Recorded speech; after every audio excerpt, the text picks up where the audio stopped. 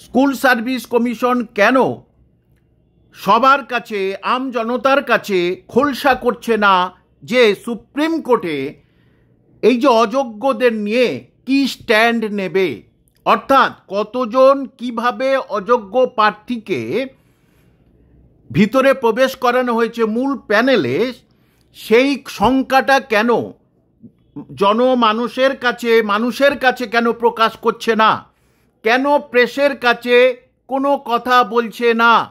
প্রশ্ন এটা পশ্চিমবঙ্গের সমস্ত 2016 SLST 2016 যারা সঠিক উপায়ে চাকরি পেয়েছেন সেই সমস্ত মাস্টারমশাই দিদিমণিদেরও একটু শান্তি হবে যে না, তাহলে স্কুল সার্ভিস কমিশন সত্যি অযোগ্যদের লিস্ট, আরও চওড়া লিস্ট ওখানে জমা দিয়েছে।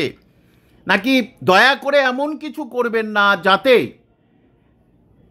অযোগ্যরা সেখানে অনেক বেশি সাহস পেয়ে যায় এবং যোগ্যদের উপরে দুর্ভাগ্য নেমে আসে, সেটা একজন শিক্ষক হিসাবে কোনোদিন চাইব না। তাহলে কেন চুপ করে আছেন আমি তো বুঝতে পারছি না। মাদ্রাসা সার্ভিস কমিশন দ্রুত রেজাল্ট বার করে দিল, আগের ভিডিওতে বলেছি। পিএসসি গতকালকের অনেকগুলোই হচ্ছে গিয়ে পরীক্ষা রেজাল্ট বার হবে বা পরীক্ষা হবে এই সম্বন্ধে বিজ্ঞপ্তি দিয়ে দিল। তাহলে স্কুল সার্ভিস কমিশন আপনি চুপ কেন? আপনিও তো অন্ততপক্ষে নোটিফিকেশনটা দিয়ে যারা আপকামিং ছেলে মেয়ে, যারা চাকরির পরীক্ষার্থী, তাদের অন্ততপক্ষে শান্তিরা দিতে পারতেন।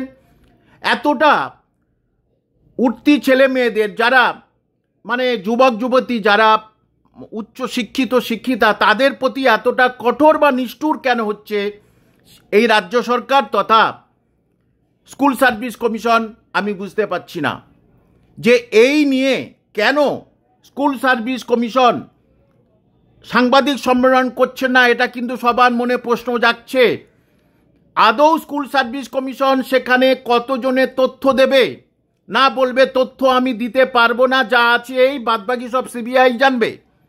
এবং সিবিআই এবং মাননীয় বিকাশ রঞ্জনের কাছে তো অনেক জনের ওরকম হদিস আছে। কারণ বিকাশ রঞ্জন ভট্টাচার্যের সবচেয়ে বড় কথা যে রিজার্ভেশন পলিসি একেবারেই মানেনি।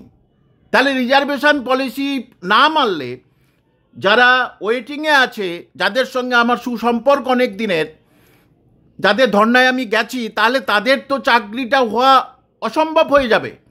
তাই অযোগ্যদের জলদি বেছে সেটা জনমানসে প্রকাশ করে দিন, বলে দিন। তাহলে অন্তত পক্ষে ছেলেমেয়েরা বুঝতে পারবে সুপ্রিম কোর্টের রায় কি হতে চলেছে। যেহেতু আপনি বলে এসেছেন বাছাই সম্ভব, তাহলে সেই কিভাবে বাছাই সম্ভব সেটা তো ইমিডিয়েটলি বলে দিন, সবার কাছে বলে দিন।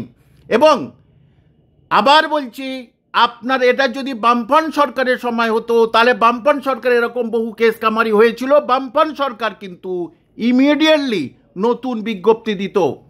গত পরশুদিন বহরমপুরে ছিলাম, কালও ছিলাম, সেখানে বেশ কিছু ছেলে মেয়ে এসেছিল আমার কাছে, অন্তত 50 থেকে 70 জনা। তারা বলছে ঝাড়খণ্ডে 1 লাখ শিক্ষক শিক্ষিকা নিয়োগের বিজ্ঞপ্তি দিল, পশ্চিমবঙ্গ সরকার কি করছে? অর্থাৎ শিক্ষিত ছেলেমেয়েরা, মেধাযুক্ত ছেলেমেয়েরা, পরিশ্রমী ছেলেমেয়েদের এত কেন হয়রানি করছেন? মাননীয় মুখ্যমন্ত্রীর কাছে আমার আবেদন, তাকে সম্মান করি, তিনি আমাদের প্রধান মুখ্যমন্ত্রী।